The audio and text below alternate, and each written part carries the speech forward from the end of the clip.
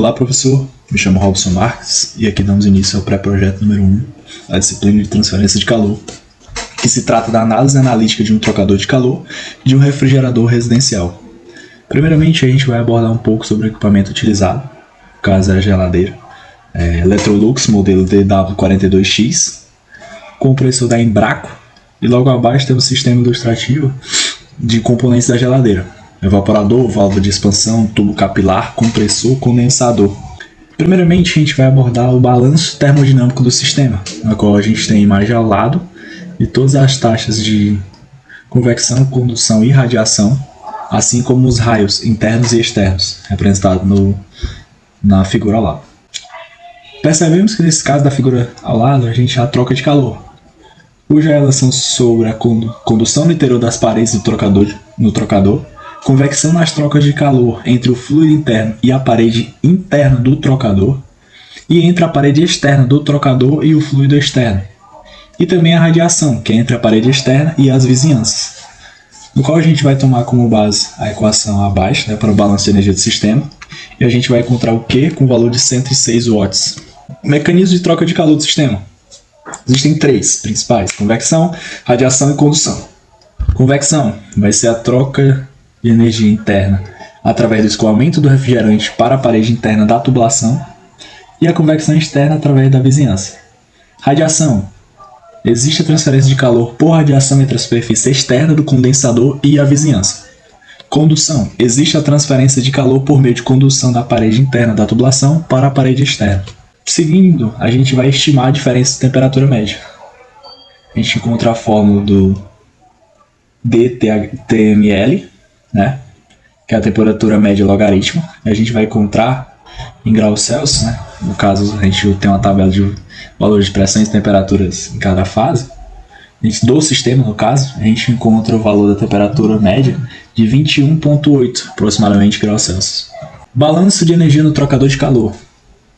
A gente vai realizar considerando a parcela do calor trocado por radiação dentro do tubo é desprezível quando é comparado com a parcela de convecção interna. A gente vai fazer o balanço externo, o balanço energético, em regime permanente. Por isso que essa primeira fórmula é igualada a zero. A gente tem as imagens todas, no caso saindo, as taxas. Vai ser escrevendo em relação aos termos de coeficiente de troca de calor e pela diferença de temperatura, a gente vai obter essa fórmula. Continuando, a gente vai utilizar as áreas internas e externas da tubulação, usando sempre a potência dissipada no condensador de 106 watts para os cálculos futuros. No caso, esse aqui é duasinha. A gente vai usar a partir das áreas e a potência. No caso, a área eu vou usar 2πRL.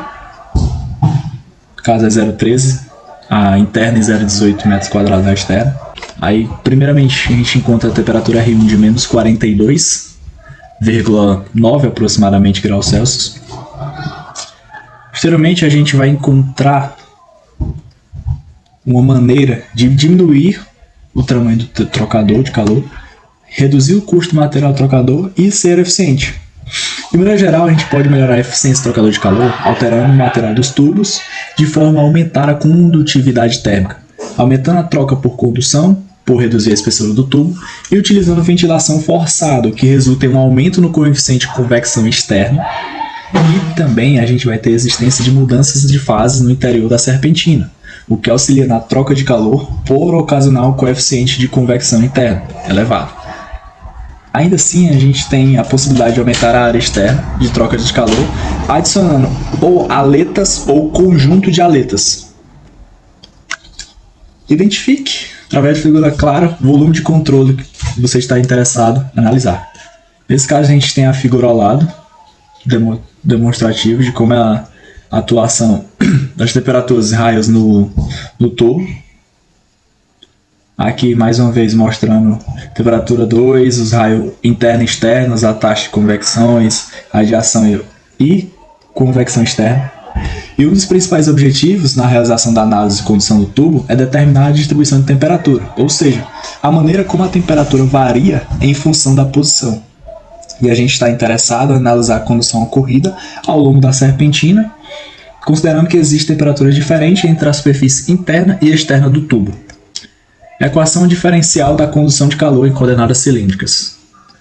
Primeiramente, a gente vai fazer um balanço de energia do volume de controle e vai considerar no primeiro momento sendo ela um regime transiente e tridimensional. Isso aqui é a equação mostrada nas 3 dimensões, como é falado. As energias, entrada, saída e a gerada. Aí a gente vai tratar agora ela sendo mais específica, que para o trocador de calor a gente vai desprezar esse último termo, tendo em vista que para fins de análise a gente vai considerar o trocador em regime permanente, ou seja, a temperatura independe da variável do tempo. A gente vai considerar que não existe condução da parede ao longo do comprimento do tubo, ou seja, no eixo Z, a gente vai considerar só apenas a radial, e vai considerar que apenas os termos que variam em relação ao raio, considerando a parede da tubulação como uma parede plana, a gente vai usar o volume como ilustrado na questão 7, sem ter condução pelo comprimento, ou seja, pelo L, pelo Z. E nem pelo sentido angular, pelo eixo Y, somente a gente vai ficar com o eixo radial, que vai gerar essa equação que está mostrada logo abaixo. Posteriormente a gente vai ter as equações geradas e sobre as condições de contorno nas fronteiras de volume. Foi encontrado no livro algumas propriedades que têm que ser mantidas, no caso, a temperatura na superfície ser constante, o fluxo térmico na superfície ser constante também, ou diferente de zero, a superfície ser adiabática ou isolada termicamente, e as condições da conversão na superfície, gerando essas fórmulas representadas abaixo. E a gente também, tendo em vista que o K é um valor constante, a gente pode desconsiderar ele, tendo em vista que ele vai ser constante para o nosso sistema, já que estamos considerando um sistema de único material e uniforme. Também o termo de 1 sobre S será desconsiderado, pois é um termo constante também para a expressão. A gente vai desenvolver a lei de Fourier, no caso somente sentido radial, com todas as considerações citadas acima, e além de algumas apontadas em sala, assim como descritas nas tabelas que foi mostrado ao lado e no livro para coordenadas cilíndricas, do Unicrópio. A gente vai integrar 2 vezes para obter as seguintes relações de contornos, primeiro para AC1 e AC2, como se for mostrado aqui abaixo.